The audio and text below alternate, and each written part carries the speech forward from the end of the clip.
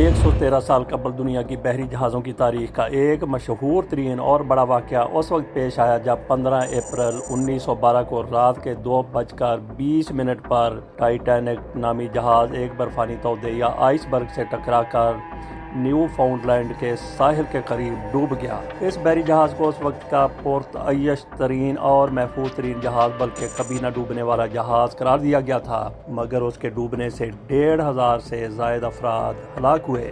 اس اپنے عہد میں دنیا کا سب سے بڑا مسافر جہاز تھا جو اپنے پہلے سفر پر ساؤتھ ہیمپٹن برطانیہ سے نیو یارک کے لیے روانہ ہوا۔ یہ جہاز 882 فٹ لمبا اور 90 فٹ اونچا تھا اور اس کا وزن 53,000 ٹن تھا۔ اس حادثے پر لاتعداد فلمیں بنی، کتابیں اور مضامین لکھے گئے۔ دنیا بھر میں لوگ اس حادثے کے بارے میں کافی کچھ جانتے ہیں۔ جیمز کیمرون کی فلم کی مہربانی سے تو بہت کچھ لوگوں کو معلوم ہو گیا، مگر پھر بھی اس جہاز اور مسافروں کے بارے میں متعدد راز ایسے ہیں جو دنیا بھر کے لوگوں کو حیران کر سکتے ہیں۔ جیسے ایک چیز جو اکثر افراد کو معلوم نہیں، وہ یہ ہے کہ ٹائٹینک حادثے میں بچنے والی میلوینا ڈین سب سے آخر میں انتقال کرنے والی شخصیت تھی، جن کا انتقال 2009 میں ہوا۔ حادثے کے وقت ان کی عمر صرف 2 ماہ تھی۔ جہاز ڈوبنے کے 1 ماہ بعد ہی پہلی فلم خاموش فلموں کی امریکی اداکارہ ڈورتھی گبسن اس سانے میں بچ جانے والی 700 افراد میں سے ایک تھی۔ ڈوبنے سے بچنے کے بعد نیو یارک پہنچنے پر انہوں نے فوری طور پر ایک فلم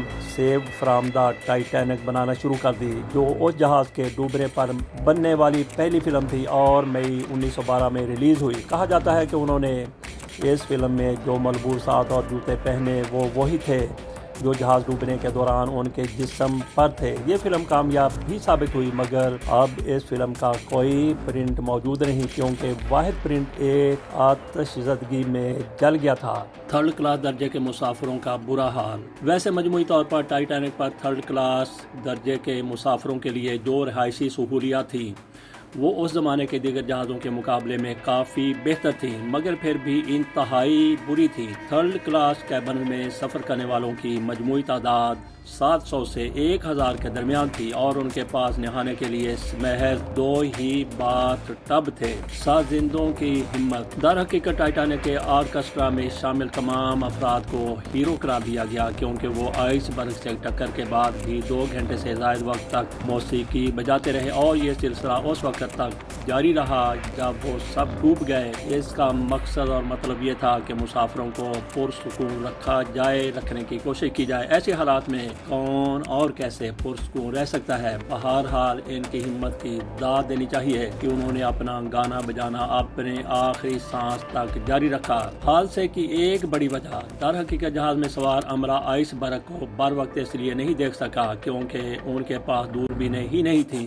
اور نہ ہونے کی وجہ حیران کن ہے۔ در حقیقت جہاز میں دوربینیں موجود تھیں اور عملے سے بہت زیادہ دور بھی نہیں تھی، مگر وہ استعمال نہیں ہو سکتی تھیں کیونکہ جہاز کے سیکنڈ آفیسر کو آخری وقت میں بدل دیا گیا اور وہ اس لاکر کی چابی عملے کو دینا بھول گیا جس میں دوربینیں رکھی ہوئی تھیں۔ وہ چابی 2007 میں 90,000 پاؤنڈ میں نیلام کی گئی۔ تعمیر کے وقت سے حادثات۔ ٹائٹینک کی تیاری کے وقت ہی سے حادثات کا سلسلہ شروع ہو گیا تھا اور اسے بنانے کے دوران 8 افراد مختلف حادثات میں ہلاک ہوئے، جن میں سے 5 کے نام ہی لوگوں کو معلوم ہے، مگر ان سب کی بعد از مرگ یادگار 2012 میں بلفاسٹ میں تیار کی گئی۔ دنیا کے امیر ترین شخص کی بھی اس جہاز میں موت۔ اس جہاز میں جان جیکب آسٹر فورتھ بھی سوار تھے، جو اس وقت دنیا کے امیر ترین شخص سمجھے جاتے تھے، جو $15 کروڑ موجودہ دور کے $3.5 ارب بنتے ہیں کے مالک تھے۔ وہ اپنی نئی شادی کے بعد ہنی مون منا کر واپس امریکہ لوٹ رہے تھے اور ڈوب کر مر گئے۔ جان جیکب آسٹر ان چند افراد میں سے ایک ہیں جن کی لاشیں حادثے کے بعد دریافت کی جا سکی اور اس وقت ان کی جیب میں لگ بھگ $2,500 موجود تھے۔ اخبارات کی غلط رپورٹنگ۔ اس حادثے کی خبر شائع کرنے کی دوڑ میں متعدد اخبارات میں متاثرہ خاندانوں کو یہ غلط اطلاعات پہنچائیں۔ جہاز ڈوبنے سے کوئی مسافر ہلاک نہیں ہوا۔ اس وقت کے مشہور اخبار دی ورلڈ نے ہلاکتیں نہ ہونے کی رپورٹ شائع کی۔ ڈیلی میل اور بلفاسٹ ٹیلی گراف نے بھی ایسی ہی خبریں لگائیں۔ اس کے مقابلے میں امریکی اخبارات نے وقت کے فرق کا فائدہ اٹھاتے ہوئے کافی حد تک درست سرخیاں لگائیں۔ جیسے نیو یارک ٹائم نے لکھا کہ آئس برگ سے ٹکرانے کے 4 گھنٹے بعد ٹائٹینک ڈوب گیا۔ 886 لوگوں کو بچایا جا سکا، ممکنہ طور پر 1250 لوگ ڈوب گئے۔ خوش قسمت خاتون اور ساتھ ہی بدقسمت بھی۔ ایک نرس وائلٹ جیسپ کو اس دنیا کی خوش قسمت ترین اور بدقسمت ترین خاتون قرار دیا گیا، جو کہ ٹائٹینک کے حادثے میں بچنے میں کامیاب رہیں۔ اس وقت ان کی عمر 25 سال تھی، تاہم اس حادثے کے بعد بھی وہ ایک بحری جہاز، اسے میڈیا نے ٹائٹینک کا ہی نام دیا ہے، اس میں کام جاری رکھا اور 1916 میں یہ جہاز ایک جرمن یو بوٹ کی لگائی بارودوں کا شکار ہو کر ڈوب گیا۔ تاہم وائلٹ جیسپ ایک بار پھر بچ گئی، مگر اس بار سر کی سنگین انجری کا سامنا ہوا جس نے ان کی پوری زندگی کو متاثر کیا۔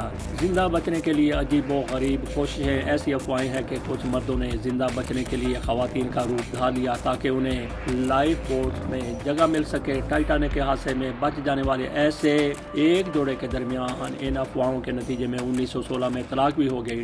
ڈکنسن اور ہیلن بشپ نامی جوڑے کے درمیان یہ عجیب واقعہ پیش آیا تھا، اور ڈکنسن نے امریکی سینٹ میں اپنے بیان میں دعویٰ کیا تھا کہ ایسا کوئی آفیشیل آرڈر نہیں تھا کہ لائف بوٹس میں صرف خواتین اور بچوں کو ہی جگہ دی جانی چاہیے۔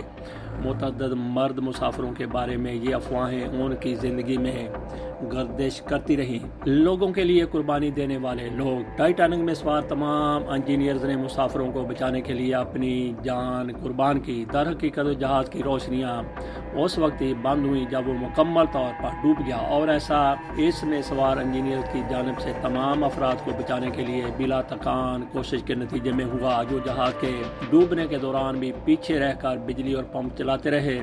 انہوں نے ریڈیو کو بھی چلائے رکھا اور اس سے مدد کے سگنل جہاز ڈوبنے سے چند منٹ تک جاری رہے۔ 25 میں سے ایک بھی انجینئر زندہ نہیں بچا۔ سازندوں کے ساتھ یہ انجینئرز ہیں جو سارے کے سارے اس حادثے میں مارے گئے۔ ایڈمنڈ اور مائیکل نوراٹل نامی بھائی اس حادثے کے وقت بالترتیب 2 اور 4 سال کے تھے۔ اس جہاز میں وہ اپنے والد مائیکل سینئر کے ہمراہ سوار ہوئے تھے، جو انہیں ماں سے اغوا کر کے اس توقع کے ساتھ لے آیا تھا کہ اس کی ناراض بیوی بھی اس کا تعاقب کرے گی اور وہ امریکہ میں نئی زندگی کا آغاز کر سکیں گے۔ وہ ان کے ساتھ آ ملیں گی۔ ان بچوں کو باپ نے ایک لائف بوٹ میں سوار کرا دیا اور خود ڈوب گیا۔ یہ بچے انگلش نہیں بول سکتے تھے، تو انہیں حادثے میں بچ جانے والے ایک فرینچ بولنے والے شخص نے گود لے لیا، مگر حکام نے حادثے کے 1 ماہ بعد تلاش کر کے بچوں کو ان کی ماں کے حوالے کر دیا۔ حادثے کی پیش گوئی 14 سال قبل۔ یہ بالکل عجیب و غریب قسم کی بات ہے، مگر یہ سچ ہے۔ ایک امریکی مصنف مورگن رابرٹسن نے 1898 میں 1898 یعنی ٹائٹینک کے حادثے سے 12 سال قبل اپنے ایک ناول فرٹیلیٹی اس طرح کے حادثے کی پیش گوئی کی تھی۔ یہ ناول ایک جہاز ٹائٹن کے ڈوبنے کے گرد گھومتا ہے، اور ناول میں جو تفصیلات دی گئی تھی وہ حیران کن حد تک ٹائٹینک کے ڈوبنے سے مماثلت رکھتی تھی۔ ٹائٹن ہم نے دیکھا کہ اس کشتی کا نام ہے جس میں 5 سیاح اس وقت ڈوب گئے تھے جب وہ اسی جہاز کا ٹائٹینک کا ملبہ دیکھنے کے لیے سمندر میں اترے تھے۔ پہلی چیز تو جہازوں کے نام تھے جن میں محض 2 حروف کا فرق تھا، یعنی ٹائٹن اور ٹائٹینک۔ ناول میں جہاز کا جو سائز تھا وہ بھی ٹائٹینک جیسا تھا۔ ناول میں بھی جہاز اپریل میں ڈوبتا ہے، جبکہ دونوں جہازوں کو کبھی نہ ڈوبنے والا قرار دیا گیا تھا، اور ناول کی طرح ٹائٹینک میں بھی لائف بوٹس کی تعداد بہت کم تھی۔ مصنف نے بعد میں کہا کہ دونوں کے درمیان اتنی مماثلت کی وجہ ان کے پاس بہت زیادہ معلومات کا ہونا تھا۔ میں جانتا تھا کہ میں کیا لکھ رہا ہوں، اور بس۔ ٹائٹینک کے قریب موجود جہاز بھی بعد میں ڈوب گیا۔ ایس ایس کیلیفورنیا نامی جہاز ٹائٹینک کو پیش آنے والے حادثے کے وقت چند کلومیٹر ہی دور تھا، مگر وہ بدقسمت افراد کی کوئی مدد نہیں کر سکا، کیونکہ ایس ایس کیلیفورنیا کا ریڈیو رات کو اس وقت بند کر دیا گیا تھا جب ٹائٹینک آئس برگ سے ٹکرایا۔ اسی طرح جب کیلیفورنیا کے کپتان کو ٹائٹینک سے پھینکے جانے والی روشنی کے بعد جگایا گیا تو اس نے خیال کیا کہ وہ تو محض آتش بازی ہے، اور جب ایس او ایس پیغام ان تک پہنچا تو بہت دیر اور تاخیر ہو چکی تھی۔ حیران کن طور پر ایس ایس کیلیفورنیا بھی زیادہ عرصے تک تیر نہیں سکا، اور نومبر 1915 میں جرمن آبدوز کے تارپیڈو سے ٹکرا کر ڈوب گیا۔ جہاز کے ساتھ ڈوبنے کے باوجود بچ جانے والی واحد خاتون بوڈا میری ایبٹ جہاز کے ڈیک پر آخر تک اپنے 2 بیٹوں کے ساتھ موجود رہی تھی، اور یہ تینوں جہاز کے ساتھ پانی میں چلے گئے۔ خاتون کے دونوں بیٹے سمندر میں ڈوب گئے، مگر انہیں ایک لائف لائف بوٹ نے نکال لیا۔ فلم کی لاگت جہاز کی تعمیر سے بھی زیادہ۔ ٹائٹینک جب تعمیر ہوا تو 1912 میں اس کی لاگت $75 لاکھ تھی، جو موجودہ عہد میں $19 کروڑ بنتی ہے۔ دلچسپ بات یہ ہے کہ جیمز کیمرون کی 1997 میں ریلیز ہونے والی بلاک باسٹر فلم ٹائٹینک کا بجٹ $20 کروڑ تھا، جو آج 2024 میں $45 کروڑ بنتا ہے۔ ڈوبنے کے 7 دہائیوں بعد اس کا ملبہ ملا۔ جی ہاں، بالکل ایسا ہی ہوا۔ ٹائٹینک اپنے عہد میں دنیا کا سب سے بڑا بحری جہاز تھا اور یہ بھی اندازہ تھا کہ وہ کہاں ڈوبا ہے، مگر 73 سال تک اس کا ملبہ دریافت کرنے کی تمام تر کوششیں ناکام ثابت ہوئیں اور اسے 1985 میں مبینہ طور پر ایک خفیہ سرجنگ کے نیوی مشن کے دوران دریافت کیا گیا۔ دریافت کے بعد ایک متنازع مسئلے کی تصدیق بھی ہوئی۔ کم از کم 15 عینی شاہد موجود ہیں جن کا کہنا تھا کہ ڈوبنے سے قبل ٹائٹینک 2 ٹکڑوں میں تقسیم ہو گیا تھا اور پھر سمندر کی گود میں چلا گیا، مگر انہیں نظر انداز کر دیا گیا، بلکہ سرکاری امریکی تحقیقات میں کہا گیا کہ پورا جہاز ڈوبا تھا۔ یہ تنازع 73 سال تک برقرار رہا اور پھر اس کا ملبہ ملنے کے بعد ثابت ہوا کہ یہ واقعی 2 ٹکڑوں میں تقسیم ہو گیا تھا۔ اس کے ٹکڑے آپس میں 800 میٹر دور پر اب بھی پڑے ہوئے ہیں۔ ڈوبتے ہوئے فرسٹ کلاس مسافروں کے تحفظ کو ترجیح۔ اس حادثے میں 1500 سے زائد افراد ہلاک ہوئے، جن میں فرسٹ کلاس کے محض 4 خواتین شامل تھیں۔ اس کے مقابلے میں تھرڈ کلاس کی 89 اور 387 مرد سمندر کی نظر ہو گئے اور فرسٹ کلاس کی ڈوبنے والی 4 میں سے ایک خاتون اس لیے ڈوبی کیونکہ اس نے اپنے کتوں کو پیچھے چھوڑنے سے انکار کر دیا تھا۔ ایک لاش کی شناخت 100 سال بعد ہوئی۔ 1500 سے زائد ہلاکتوں میں سے صرف 300 لاشیں ہی دریافت کی جا سکی تھیں، جن میں سے ایک 19 ماہ کا بچہ بھی تھا، جس کو اس یادگاری قبر میں دفن کیا گیا جو اس حادثے میں ہلاک ہونے والے بچوں کے لیے تیار کی گئی تھی، اور اس پر نامعلوم بچے کے نام سے کتبہ بھی لگایا گیا۔ اس بچے کی لاش کی 3 بار غلط شناخت ہوئی، مگر 2011 میں جا کر میوزیم کو عطیہ کیے گئے اس کے جوتے اور DNA ٹیسٹ سے معلوم ہوا کہ یہ سڈنی کا گڈ ون ہے۔ حادثے کا باعث بننے والا ممکنہ آئس برگ، یہ جو تصویر ہم آپ کو دکھا رہے ہیں، 15 اپریل 1912 کو لی گئی تھی، یعنی ٹائٹینک کے ڈوبنے کے بعد اگلی صبح ایک بحری جہاز SS پریزن ایڈلبرٹ میں سوار ایک فوٹوگرافر نے اسے کھینچا، جس کو ٹائٹینک کے ڈوبنے کا علم بھی نہیں تھا، مگر اس نے ٹکراؤ کی علامات کو دیکھا، جن میں آئس برگ پر سرخ پینٹ کی موجودگی بھی شامل ہے، جس کا مطلب یہ تھا کہ گزشتہ 12 گھنٹوں کے دوران اس سے کوئی جہاز ٹکرایا ہے۔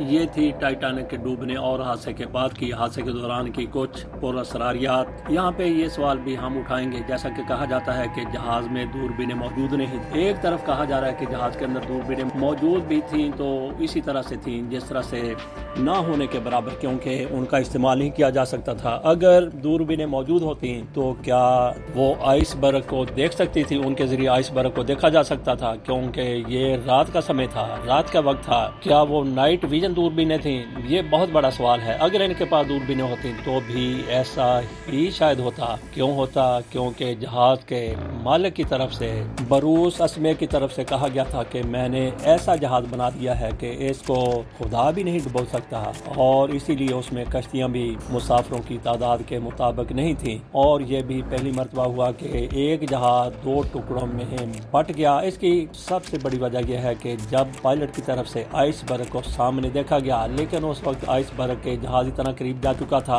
کہ جہاز کو بچانا ممکن نہیں تھا۔ اگر جہاز کے کیپٹن کو معلوم ہوتا کہ جہاز کا درمیانی حصہ موڑتے ہوئے آئس برگ کے ساتھ ٹکرا جائے گا تو پائلٹ کبھی ایسی غلطی نہ کرتا۔